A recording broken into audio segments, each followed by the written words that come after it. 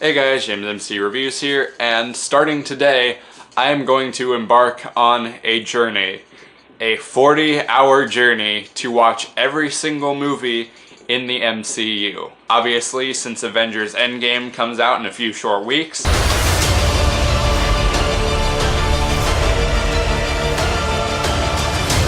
Yeah, we know.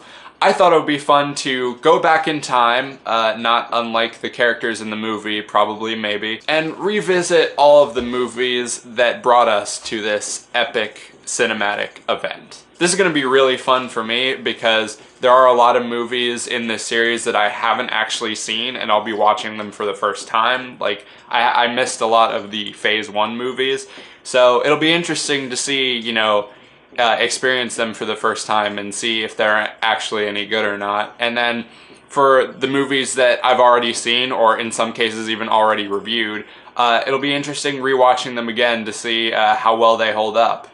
So get ready, ladies and gentlemen, because starting today, April is Marvel month.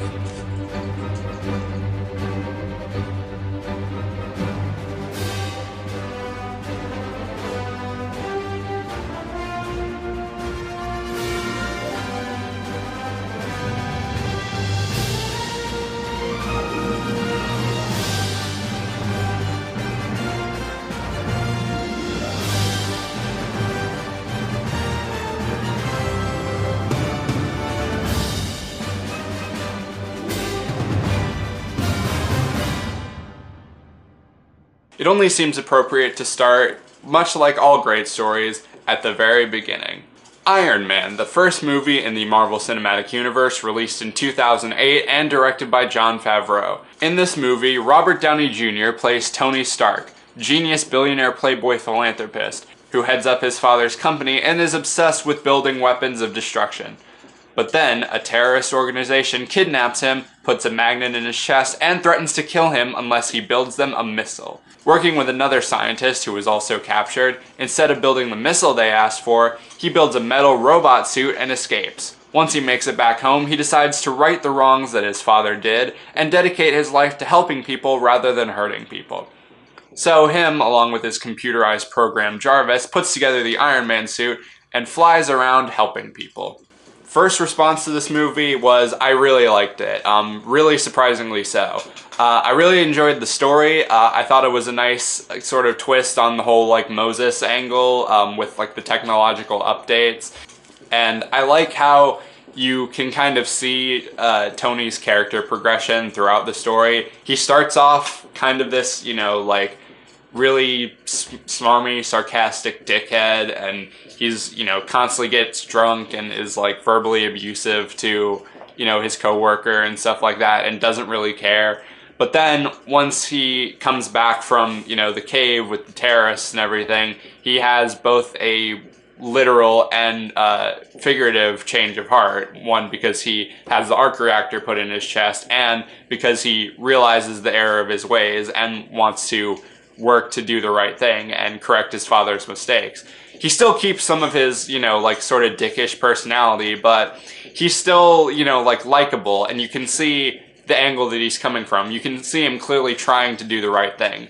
And even though gradually over time, Tony Stark would devolve into more and more of an idiot, making just absolutely dumb decisions, it's nice to see the character's starting point and showing that he did, genuinely start out from a good place, wanting to do the right thing, just not always making the right decisions about it. I also really like the cast. Robert Downey Jr., say what you want about Iron Man as a character, but Robert Downey Jr. breathes life into this character, and I don't know, maybe it's because, he's been in so many of these movies, but it's really hard to imagine anyone else in this role.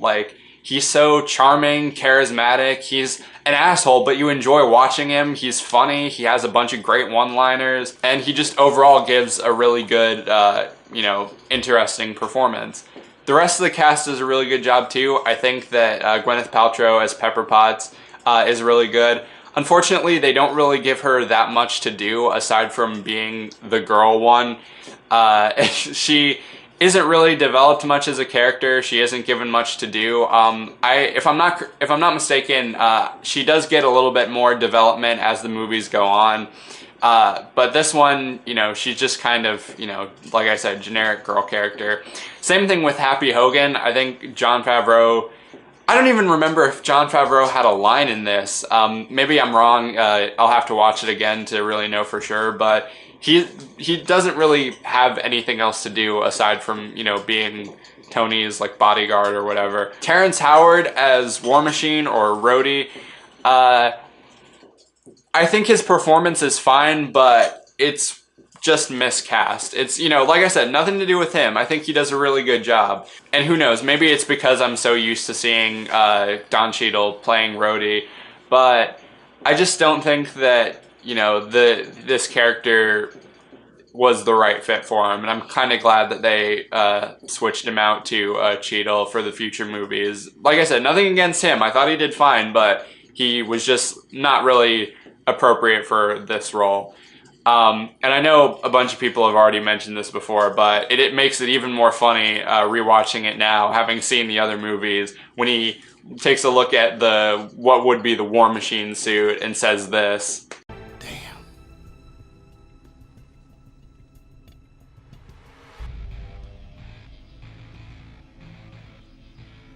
Next time, baby.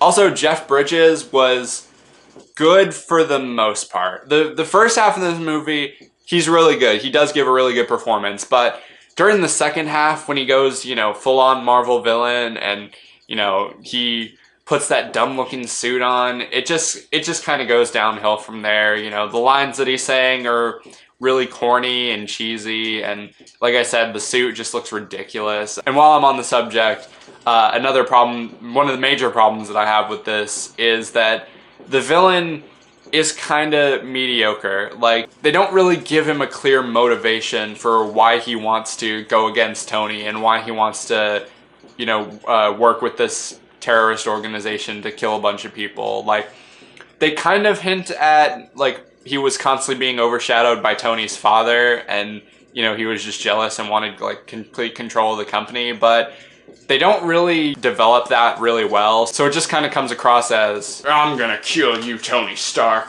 But why? For reasons. So yeah, the villain is pretty weak, and some of the characters don't really get that much to do, but other than that, I really don't have that much else to say about this movie. I really liked it. I thought it was, you know, funny, it was entertaining, the story was, you know, engaging. I really liked the characters, like I said, for the most part. The action was really, you know, fun and energetic. The visual effects, surprisingly for the time, really hold up. It's honestly hilarious how the Iron Man suit in 2008 looks more realistic than anything in Justice League. And that came out in 2017. That came out less than 2 years ago. But yeah, it's fun, entertaining, and it's just really solid movie. Would I say it's one of my favorites out of the MCU? It's too early to say because I haven't seen all of them yet, and I'm just now starting this marathon, but it's definitely a really good starting point. If I was watching these from the very beginning, if I had not seen any of the other MCU movies before I saw this one, I would definitely be interested to see more if this was the kind of stuff that they were going with. So I'm going to give it a 3.5 or possibly a 4, I haven't decided yet, out of 5. Oh, and also before I forget, I should probably mention the after credit scene, even though you guys have already seen it already. But basically what happens is Nick Fury breaks into Tony Stark's house and tells him that he's putting together the Avengers. And I've got to be honest, watching that scene all these years later, after having seen all the other MCU movies, I can't help but just smile and applaud because, you know, they actually did it. You know, like, to think that this one little movie would have spawned this huge universe still blows my mind, even to this day. So that does it for the first episode of Marvel Month. Tune in tomorrow when I'll be reviewing The Incredible Hulk. Let me know down in the comments what you thought of Iron Man when you first saw it. How does it hold up after all these years? And where does it rank on your list of best to worst Marvel movies of all time? Apart from that, be sure to like, subscribe, ring the notification bell so you can stay up to date on what I'm posting. Follow me on all my social media, subscribe to my main channel. Everything you need to know will be in the description. Thank you guys for watching. More Marvel month on the way. See you later.